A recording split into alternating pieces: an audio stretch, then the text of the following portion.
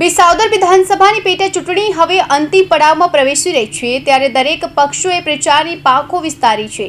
ભાજપના ઉમેદવાર કિરીટ પટેલના સમર્થનમાં આજે વેસાણ ગામે લેવા પટેલ સમાજની વાડી ખાતે વિશાળ કાર્યકર્તા સંમેલન યોજાયું હતું, જેમાં ભાજપના પ્રદેશ અધ્યક્ષ અને કેન્દ્રના કેબિનેટ મંત્રી સી.આર. પાટીલ ખાસ ઉપસ્થિત રહ્યા હતા।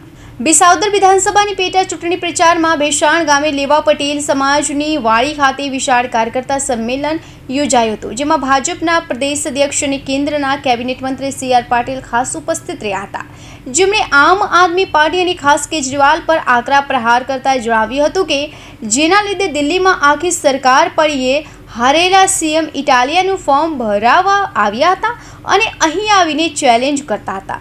ભેસાણની ધરતીમાં પરબનું પીર છે, સાધુ સંતોની ભૂમિ છે, સાવજની ભૂમિ છે અને જ્યાં આટલા સાવજ હોય ત્યાં ભાજપની જીત જ હોય અને જે એવું ન માને એની તબિયત ચેક કરવી જોઈએ। ગુજરાતમાં ત્રીજી પાર્ટીને કોઈ સ્થાન જ નથી।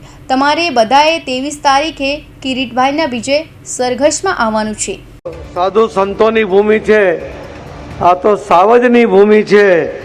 એવા ભૂમિ પર જ્યારે આપણે ભેગા થયા હોય અને આટલા બધા સાવજ જ્યારે અહીંયા ભેગા થતા હોય ત્યારે ભારતીય જનતા પાર્ટી હારી જાય એવું કોઈ વિચારતું હોય તો મને લાગે છે કે એની તબિયત ચેક કરવી જોઈએ।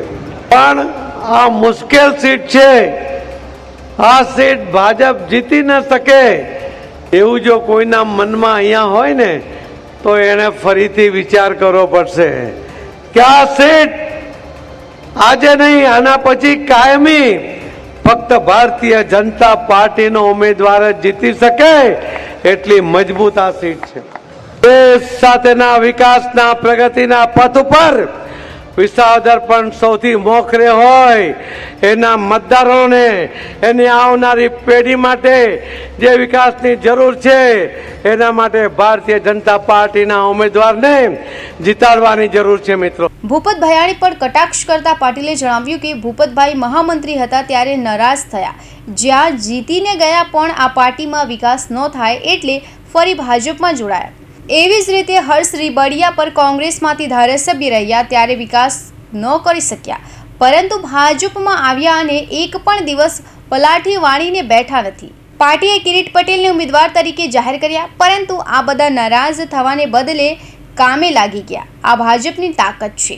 કૌશિક પટેલનો report, Hind TV news, Surat.